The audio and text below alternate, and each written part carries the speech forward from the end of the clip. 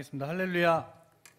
네, 아멘. 네, 늘 긴장되는 자리입니다. 네, 청년들, 학생들 앞에 설 때도 긴장되는데 그것과는 또 다른 긴장이 이 자리에 있는 것 같습니다. 네, 우리 함께 이 시간 말씀 같이 나누도록 하겠습니다. 제가 어른들께 배우기로 남자는 살면서 딱 3명의 여자 말만 잘 들으면 된다고 합니다. 네, 벌써 웃으시는데 첫 번째가 하나는 엄마 말만 잘 들으면 인생 절반은 이제 잘 산 거라고 이야기합니다. 두 번째는 누구죠? 부인입니다. 부인 말을 잘 들어야 된다고 합니다. 마지막 세 번째는 내비게이션 말을 잘 들어야 됩니다. 그래야 길을 잃지 않고 원하는 목적지로 가장 빠르고 신속하게 갈 수 있다고 합니다. 이게 두 번째가 제가 어렸을 때는 이해가 잘 안 됐는데 조금씩 나이가 먹고 저희 부모님을 보고 또 결혼을 한 제 친구들을 보니까 이게 이제 무슨 말인지 좀 알 것 같아요. 네, 제 친구들이 이제 결혼과 동시에 부인을 의지하고 부인 말에 껌뻑 죽고 부인 말에 살아나며 부인 말에 삐지고 부인 말에 울고 웃는 제 친구들을 보면 아, 이 말이 진리였구나 라는 생각이 좀 하게 됩니다. 그러니까 제가 볼 때 이 친구는 절대 그럴 애가 아니에요. 절대 청소를 하거나 빨래를 하거나 뭐 이럴 애가 아니에요. 절대. 제가 그 친구랑 기숙사를 살아봤는데 네, 정말 그런 저는 뭐 난지도 쓰레기장 같은 방을 또 처음 봤어요. 근데 결혼한 뒤에 그 친구 방을 가보니까 그렇게 깨끗할 수가 없어요. 네. 이게 재수 씨가 청소해주니? 이러면 내가 한다고. 네가 하랬더니 안 그럼 나 혼난다고 이야기를 이렇게 해주더라고요. 그러니까 또 이제 막 이 친구는 이제 갖고 싶은 게 있으면 막 사는 성격이에요. 일단 갖고 봐야 돼요. 주변에 그런 사람들이 있잖아요. 근데 이 친구가 어느 날부턴가 이제 허락을 받게 되는 거죠. 소위 말하는 내무부 장관의 이제 허가가 있어야 이제 물건을 살 수 있는 겁니다. 그래서 한 날에 이 친구가 이런 얘기를 하더라고요. 성우야, 허락보다 용서가 빨라라는 말을 하더라고요. 허락보다 용서가 빨라. 무슨 말입니까? 일단 사라 이거예요. 일단 사. 그러고 용서를 받아. 그게 빨라라는 거예요. 이 친구는 그 뒤로 이제 좀 갖고 싶은 게 있으면 근데 허락 안 해줄 것 같으면 일단 삽니다. 그리고 이제 용서를 구하는 이제 그런 삶을 살고 있습니다. 이 친구들이 원래는 안 그랬는데 이제 결혼과 동시에 부인의 말에 이렇게 좀 뭐랄까 순종하고 부인의 말을 가장 우선시 여기는 이유가 뭘까요? 가정의 평화를 위해서 그리고 결혼과 동시에 자기의 생각보다 자기의 의지나 자기의 의견보다는 부인의 의견과 부인의 말이 더 중요하게 여겨지기 때문에 그렇습니다. 그러니까 그 가정에 있어서는 적어도 이 부인의 생각이나 그 말이 기준이 되는 거죠. 이 가정이 어디로 가야 되는지 상의는 하지만 가장 중요한 건 부인의 의사결정이라는 겁니다. 이제 결혼한 친구들에게 있어서 이 결혼한 부인의 말과 생각이 가장 중요하니까 제 친구들의 행동도 제 친구들의 말이나 생각도 이제 부인의 영향을 많이 받게 되는 거예요. 이제 재수 씨들의 말이 많이 영향을 받게 되는 걸 봅니다. 그러니까 이렇게 하면 좋아하고 이렇게 하면 싫어하는 것들을 이제 잘 알아서 그대로 하는 거예요. 왜? 가정의 평화를 위해서, 본인의 안위를 위해서 이제 그렇게 살아가는 거죠. 제 친구들이 이렇게 변한 이유는 뭐 딱 하나죠. 정말로 가정의 평화. 부인이 기준으로 삼고 부인의 말을 그 가정의 기준으로 삼아서 살아가는 거예요. 그러다 보니까 3개월, 6개월, 1년, 2년, 3년 더구나 아이가 태어나고 나면 그 가정의 그 친구의 삶의 기준이 어떻게 되어 있습니까? 부인으로 맞춰져 있는 거예요. 이거 하면 부인이 싫어하니까 안 하고 이거 하면 우리 가정이 화목해지니까 하게 되는 겁니다. 왜 우리가 교회에서도 종종 새신자분들 이렇게 앉아서 예배드릴 때 막 어쩔 줄 몰라 하시는 우리 남자분들을 보면 열이면 한 9은 가정의 평화 때문에 교회에 왔습니다 라고 하시는 분들을 종종 보게 됩니다. 네, 부인 때문에 나왔다는 거예요. 부인 때문에 어쩔 수 없이 나왔다는 거예요. 근데 우리는 그렇게 나온 것도 얼마나 감사한지. 우리 남자 성도분들의 입장에서는 가정의 평화 때문에 어쩔 수 없이 온 거예요. 어쩔 수 없이.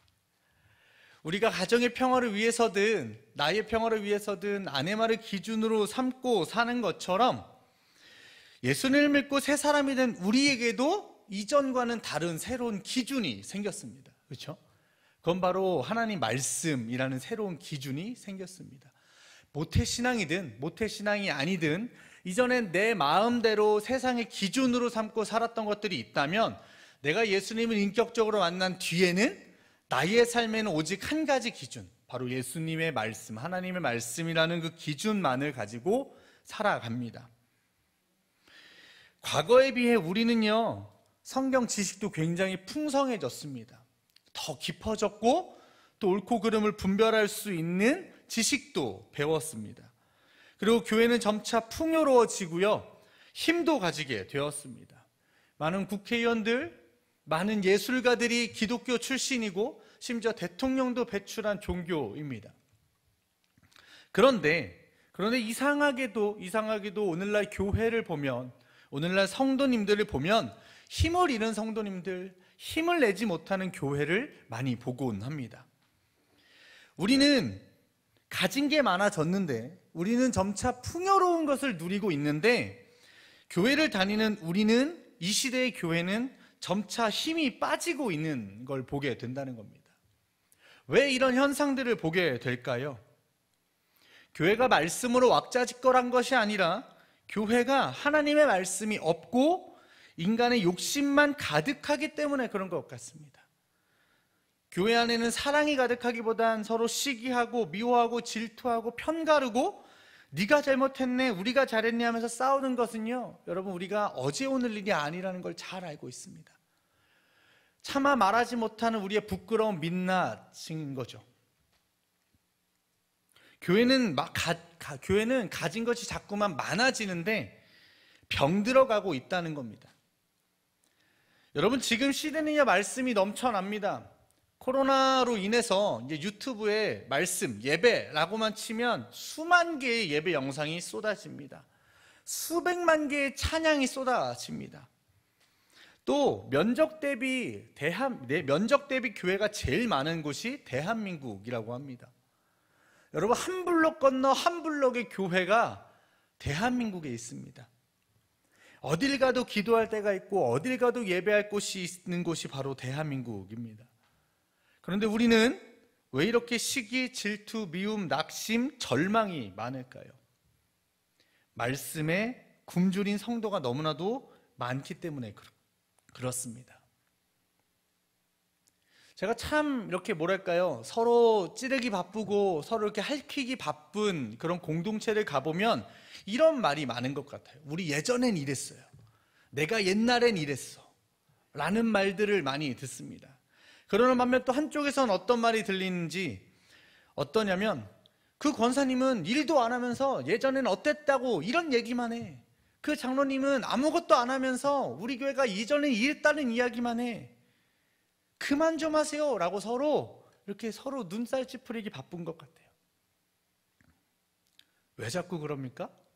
계속해서 말씀드리지만 우리 안에, 이 교회에 하나님의 말씀이 없어서 그렇습니다. 그걸 꽉 꼬집어서 말하는 게 오늘 본문인 것 같습니다. 오늘 본문 다시 한번 보겠습니다. 주 여호와의 말씀이니라. 보라, 날이 이를지라 내가 기근을 땅에 보내리니 양식이 없어 주림이 아니며 물이 없어 가람이 아니요 여호와의 말씀을 듣지 못한 기갈이라 라고 이야기합니다. 먹을 게 없어서 기근이 아닙니다. 물이 없어서 목마른 게 아닙니다. 내가 먹고 마실 게 없어서 병들어가고 죽는 게 아니라 하나님의 말씀이 이 나라, 이 민족에게 없어서 병들어가고 굶고 목마르고 줄이고 있다고 하나님은 말씀하십니다.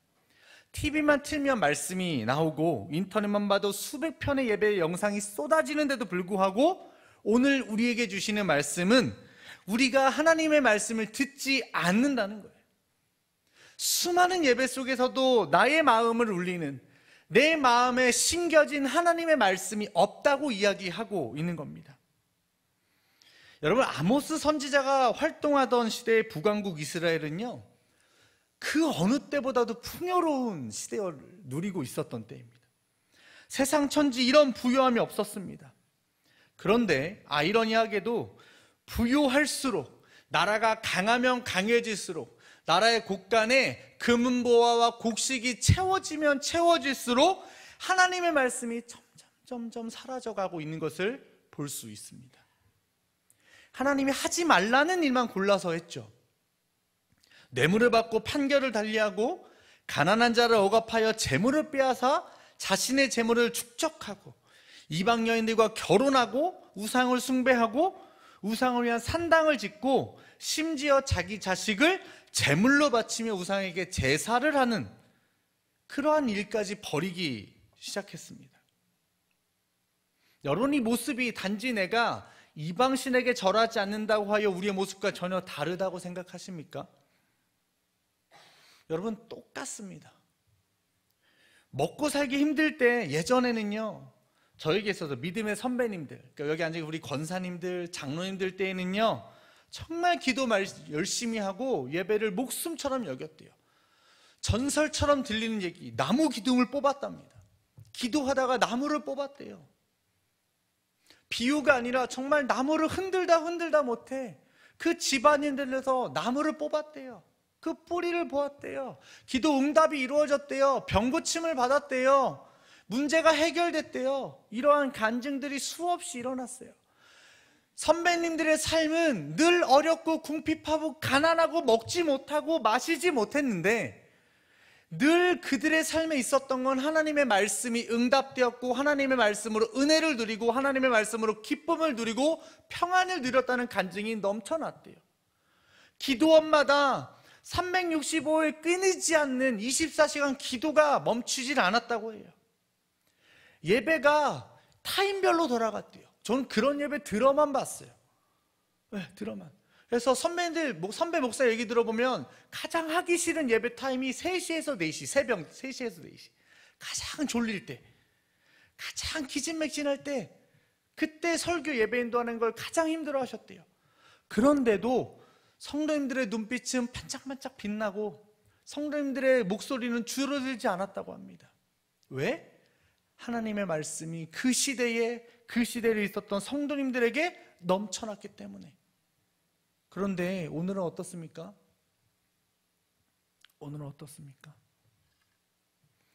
오늘의 예배 형태가 예배 드리는 시간이 잘못됐다고 이야기하는 게 아니에요. 그때가 더 나았다라고 이야기하는 게 아니에요.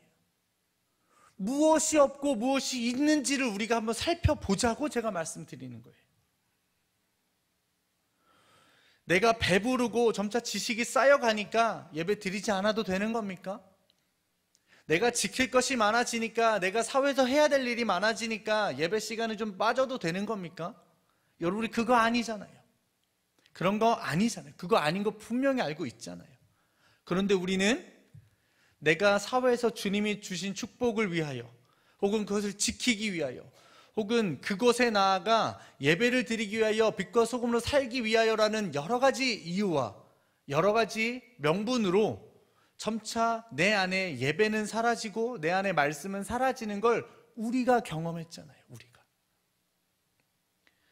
여러분, 제가 학교를 다녔던 학부 4년, 대학원 3년, 총 7년을 통틀어서 그 외에 총 한 10년 정도를 제가 학교에 있었습니다. 그 10년 동안 1년에 딱 2번 이상씩 빼놓지 않고 들었던 설교가 있어요. 그 설교의 주제가 뭐였냐면 소명이었어요. 소명. 오시는 목사님들마다 너 소명 받았어? 우리 전사님들 소명 받았습니까? 여러분, 이거를요 우리에게 바꿔서 이야기하면 여러분 구원 받았습니까? 여러분 정말 여러분의 구원이 확실합니까? 확인하셨습니까? 라는 거예요. 여러분, 그거를 1년에 2번 이상씩 듣는다고 생각해 보십시오. 10년 동안. 여러분, 무슨 생각 드십니까? 여러분, 처음에는 1학년, 2학년 때는요 정말 뜨겁게 들어요. 그 목사님이 잘못했다는 게 아니에요. 맞아, 내가 늘 점검해야지. 나의 부르심은 무엇이지? 하나님이 나를 어디로 부르시는 거지? 나를 어떤 사역으로 부르시는 거지? 주일학교일까? 우리 어른들일까? 혹은 특수사역일까? 뭘로 부르시지? 나는 무엇을 준비해야 되지? 뜨겁게 들어요. 그런데요, 학년이 올라가고 내가 점차 배운 것이 생기고 내 머리에 어떤 기준들이 생기기 시작하면서 이상한 모습들이 우리 안에 혹은 제 안에 생기기 시작했어요. 또 저 말이야? 나는 확인했잖아. 나는 소명 분명하잖아. 나는 분명한 소명을 받았고 내가 어떤 사역을 해야 되는지 분명히 확인했잖아. 그럼 됐는데 왜 내가 또 들어야 되지? 여러분, 이런 말이 제 입에서 나오기 시작을 하는 겁니다. 여러분, 그래서 제가 뭐 크게 어긋난 건 아닙니다. 너무 그렇게 심각한 표정으로 계시지 않아도 됩니다. 제가 잘못했다는 것을 주님께서 보여주셨고 너무나도 감사한 은혜로 회개하고 그때마다 다시금 새로운 은혜를 회복하고 다시 한번 소명을 확인하는 시간들을 가졌어요. 그게 얼마나 귀한지 몰라요. 그게 얼마나 귀한지. 여러분, 우리도 그런 경험 있지 않던가요? 저 주제 내가 저번에 또 들었던 거야. 앞에서 말하는 사람은 다르고 본문은 다르지만 또 똑같은 이야기네. 오늘 예배는 뭔가 은혜가 없네. 여러분, 은혜가 하나님이 안 부어주신 건가요? 내가 안 받은 건가요? 내가 안 받은 거예요. 내가 마치 거만했던 교만했던 저의 모습이었던 것처럼.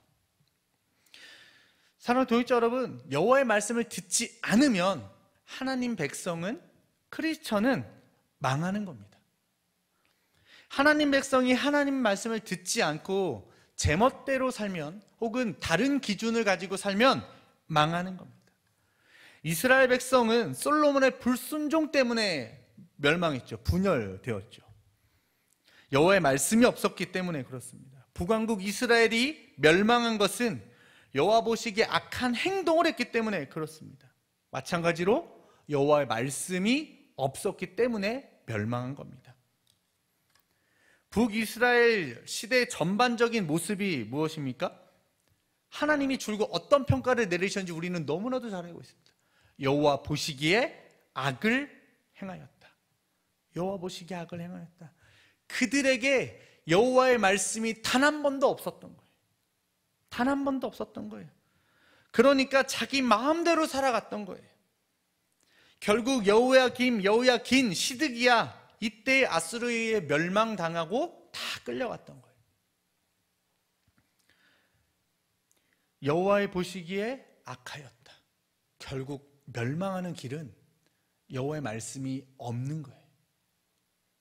우리가 잘 되는 방법, 우리가 평안을 누리는 방법, 내가 이 땅에서 주님의 은혜를 누리면서 사는 방법은 여러분, 하나님의 말씀이 내 안에 있는 것, 그것밖에는 없습니다. 하나님의 말씀을 기준 삼아 살면 우리 안에 내가 가난하든 부하든 아프든 아프지 않든, 내가 병상에 있든, 내가 이제 예배를 드리든, 내가 회사에 있든, 내가 어디에 있든 상관없이 주님의 은혜를 누릴 수 있는 거예요. 여러분, 근데 이걸 아는데 여러분 용서하세요? 우리가 가진 게 많아서 그 말씀에 도전하기가 어려운 거예요. 소위 내가 이제 미천이 좀 생겨서, 믿음의 선배님들은 가진 게 없어서 그거라도 하나 붙잡는 성도분들도 있었을 거예요. 정말 간절하게 주님 한 분만으로 내가 살 수 있다는 희망으로 목숨 걸고 덤벼들었을 거예요. 그런데 지금은 아는데 아니까 더 힘든 거예요. 내가 지금 이거라도 주님이 내게 바치라고 하면 어떡하지? 이것마저도 달라고 하시면 어떡하지? 내가 어떻게 올라왔는데, 내가 어떻게 이룬 건데. 심지어 마음 한켠으로는 내가 이룬 것이 아니요 주님이 다 이루게 하신 것이며, 내가 가진 것이 아니요 주님이 다 주신 거라는 고백이 내 안에 있는데도 불구하고 다른 마음의 한켠에 그것을 내려놓지 못하는 마음이 우리 안에 있는 거 아닙니까? 그런데요, 여호와의 말씀이 있으면 절대 죽지 않아요. 절대 죽지 않습니다. 열왕기상 17장 14절 16절에 보면 과부의 이야기가 나오죠. 제가 읽어드릴게요. 14절입니다. 이스라엘의 하나님 여호와의 말씀이 나 여호와가 비를 지면에 내리는 날까지 그 통에 가루가 떨어지지 아니하고 그 병에 기름이 없어지지 아니하리라 하셨느니라. 그가 가서 엘리야의 말대로 하였더니 그와 엘리야가 그의 식구가 여러 날 먹었으나 여호와께서 엘리야를 통하여 하신 말씀같이 통에 가루가 떨어지지 아니하고 병에 기름이 없어지지 아니하니라. 여호와의 말씀대로 떡반죽 가루와 기름이 없어지지 아니하니라. 온 이스라엘이 물이 없어 다 죽어가고 가뭄이었어요. 먹을 게 없어서 다 죽어갔다고요. 그런데 여호와의 말씀이 임했던 그 과부만은 먹을 가루가 있었고 먹을 기름이 있었어요. 유일하게 목숨을 건진받았던 게 과부였어요. 또 솔로몬 왕권 초기에 하나님이 솔로몬에게 말씀하신 걸 보면 알 수 있죠. 다 같이 찾아보겠습니다. 열왕기상 9장 4절에서 5절입니다. 열왕기상 9장 4절에서 5절입니다. 자, 찾으셨으면 우리 한 절씩 같이 두 절 같이 읽도록 하겠습니다. 열왕기상 9장 4절에서 5절입니다. 시작. 내가 만일 내 아버지 다윗이 행함같이 마음을 온전히 하고 바르게 하여 내 앞에서 행하며 내가 내게 명령한 대로 온갖 일을 순종하여 내 법도와 율례를 지키면 내가 내 아버지 다윗에게 말하기를 이스라엘의 왕위를 오를 사람이 내게서 끊어지지 아니하리라 한 대로 내 이스라엘의 왕위를 영원히 견고하게 하려니와. 아멘. 내 법도와 율례를 지키면 이라는 이 부분을 여러분 쉬운 성경은 이렇게 이야기합니다. 내가 명령한 모든 것을 지키면 이라고 이야기해요. 여호와의 말씀을 지키면 이라는 거예요. 솔로몬한테 너한테 내 말이 있으면 너는 망하지 않을 거야. 내가 다윗에게 너희 아버지 다윗에게 약속한 모든 것을 너에게 줄 거야 라고 이야기하시는 거예요. 여러분 이뿐만이 아니에요. 여호수아에게도 마찬가지였어요. 그 뒤에 모든 이스라엘의 지도자로 꼽혔던 사람들에게 하나님은 동일하게 말씀하셨어요. 그뿐만 이스라엘 백성 모두에게 동일하게 말씀하셨어요. 심지어 신약 성경에선 뭐라고 합니까? 누가복음 7장 7절에 그러므로 내가 죽게 나아가도 감당하지 못할 줄을 알았나이다. 말씀만 하사 내 하인을 낫게 하소서. 말씀만 하사. 백부장이 종의 병을 고치기 위해서 예수님을 찾아와서 고백한 거예요. 주의 말씀만 있으면 내 종의 병이 나을 줄 믿습니다. 말씀만 있으면 오시지 않아도 됩니다. 말씀만 하소서. 내 종의 병이 낫겠나이다. 지금 우리의 모습과 하나님이 말씀하신 것이 너무나도 다르지 않습니까? 우리는 하나님의 말씀이 넘쳐나는 시대를 살고 있어요. 예배가 넘쳐나요. 심지어 금요일에 이렇게 와서 예배 드리시는 분들께 말씀드리기 좀 죄송스럽기도 하는데 일주일에 여러분 예배 몇 번 드리십니까? 새벽 예배를 포함해서 주일 예배를 포함해서 여러분 거의 매일같이 예배 드리시잖아요. 그렇죠? 끄덕끄덕 하시는 분들은 새벽 예배를 나오시는 분들이요, 아니신 분들은 새벽 예배를 부끄럽게도 아이고 일주일에 적어도 우리 2번, 3번 이상씩은 다 예배 드려요. 그렇죠? 어떤 분들은 아마 출근길에도 라디오를 통해서 예배를 드리실 거예요. 지하철에 유튜브로 예배를 드리실 거예요. 성경 통독으로 뭐든 다 예배를 드리실 거예요. 묵상을 하실 거예요. 그런데 왜 우리는 이렇게 자꾸만 아파하고 우리는 자꾸만 왜 가뭄에 시달리고 있냐는 겁니다. 그 말씀이 내 삶에, 내 안에, 우리의 가정에, 내가 일하는 일터에 뿌리를 내리지 못하고 열매를 맺지 못해서 그래요. 그 말인즉슨 듣기는 듣지만 그것을 내가 실천하지 않고 따르지 않는다는 거예요. 아니 어떻게 하나님 말씀대로 다 살 수 있어요? 그렇게 어떻게 살 수 있어요? 이 세상에 하나님이 그렇게 살라고 말씀하신 거예요. 너의 거룩을 지키라고. 하나님의 말씀대로 사는 것이 거룩을 지키는 것이고 크리스천의 삶이라고 말씀하신 거예요. 그 불가능한 삶을 살라고 하신 것이 하나님의 말씀이에요. 그런데 우리는 어떻게 해요? 하나님 그건 어려워요. 말씀은 듣지만 그건 어려워요. 듣는 걸로 끝내서 그래요. 그저 내가 내 마음을 울리는 마음 한 구절, 말씀 한 구절, 설교자의 그 한마디, 그것이 내 마음을 울리면 이번 주 그걸로 족한 것, 그렇게 우리는 예배를 드려왔던 거예요. 그러니까 주님의 말씀이 내 안에 뿌리를 내리지 못했던 거예요. 제가 청년들에게, 만나는 우리 학생들에게 늘 이야기하는 게 있습니다. 그래서 너는 하나님 말씀을 가지고 치열하게 싸우니? 단 한 번이라도, 단 한 구절이라도 치열하게 싸운 경험이 있어? 여러분 부끄럽지만 우리 청년들 그런 경험 전무합니다. 미안해, 우리 두 청년. 전무합니다.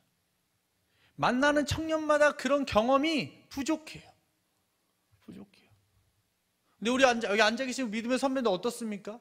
정말로 자신의 삶의 문제를 가지고, 가정의 문제를 가지고, 생사를 가지고 주의 말씀 하나 붙들고 여러분 정말 나무 뿌리 하나 뽑듯이 기도해 본 적 다 있으시잖아요. 그 경험이 여러분에게 있잖아요. 근데 그 경험이 점차 희미해지더니 이제는 우리 다음 세대들에겐 그 경험이 없어요. 그러니까 이 시대에 예배는 넘쳐나는데 하나님의 말씀이 사라지고 있는 거예요. 이 시대가 아모스 시대, 즉 북왕국 이스라엘과 다를 게 없다는 거예요. 하나님의 말씀이 없는 시대. 하나님의 말씀은 선지자를 통해서 출근 이야기되어져 왔지만, 출구 선포되어져 왔지만 여전히 그저 메아리 치는 소리로만 머물러 있었다는 거예요. 여러분, 교회가 이렇게 성장하고 사람들이 많이 모이고 우리는 아는 것이 많아져도 잘못될 수 있어요. 잘못될 수 있어요. 왜? 우리 안에 하나님의 말씀이 없으면, 우리 안에 하나님의 말씀이 자리를 잡게 되면 우리가 부해지고 우리가 많아지고 커지고 줄어드는 건 중요하지 않아요. 이 땅에 건강한 교회를 유지하고 있는가? 거룩한 교회로 세워지고 있는가? 주님은 이거 물어보실 거예요. 너 그래서 너의 거룩함을 지키고 살아왔어? 여러분, 이거 하나 물어보실 거예요. 그래서 마태복음 4장 4절에 주님은 이렇게 말씀하시죠. 예수께서 대답하여 이르시되 기록되었을 때 사람이 떡으로만 살 것이 아니요 하나님의 입으로부터 나오는 모든 말씀으로 살 것이니라 하셨느니라.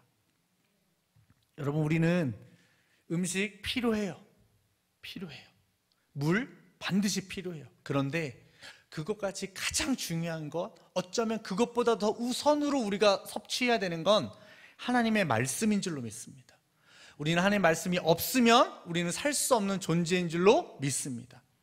그래서 요한복음에는 나는 포도나무요 너희는 가지니라고 말씀하신 거예요. 너희는 가지니.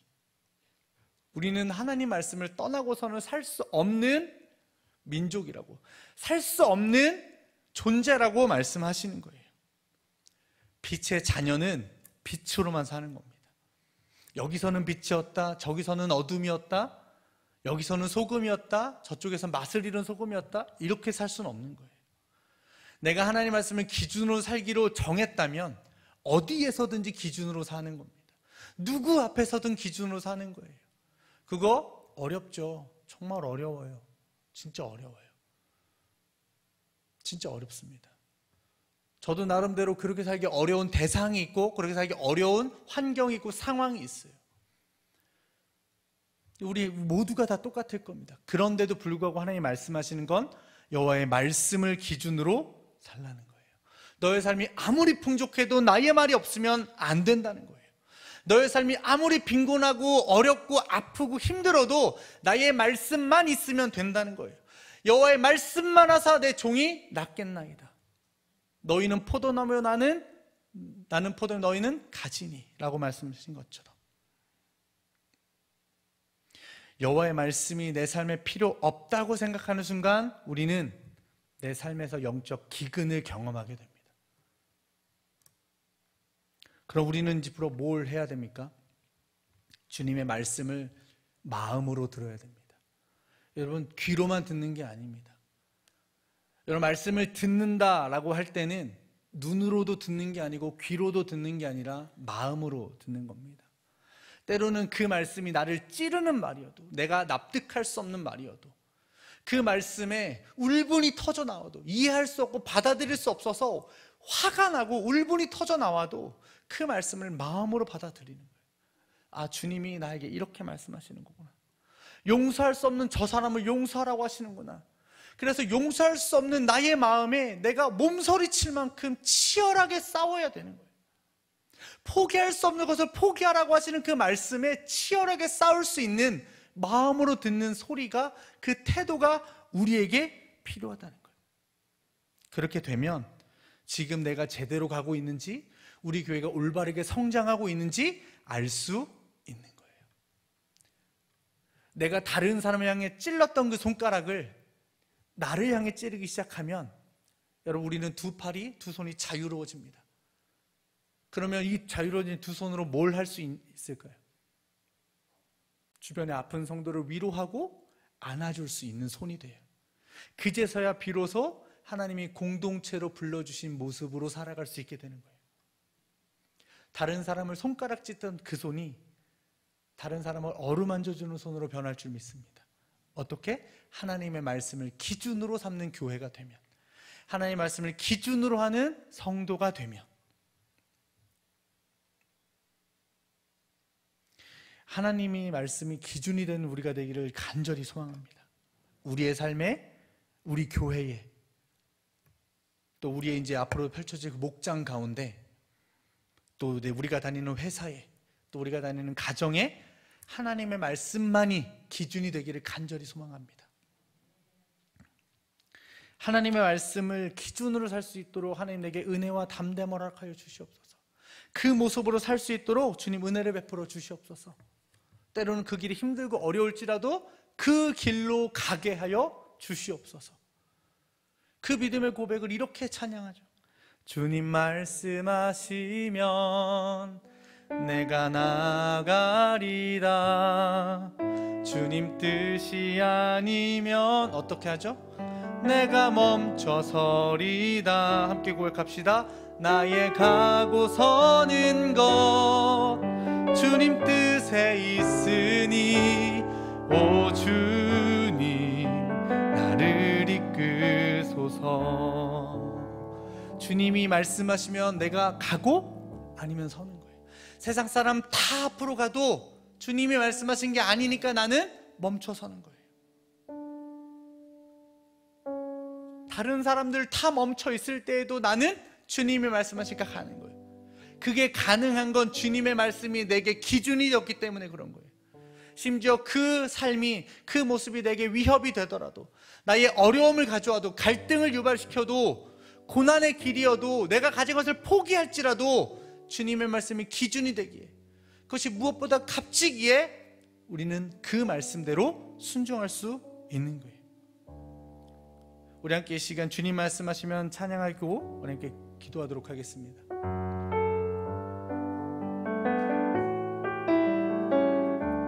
주님 말씀하시면, 주님 말씀하시면 내가 나가리다.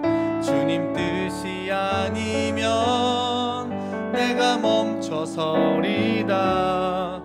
나의 가고 서는 것 주님 뜻에 있으니 오 주님 나를 이끄소서. 한 번 더 찬양합니다. 주님 말씀하시면, 주님 말씀하시면 내가 나가리다.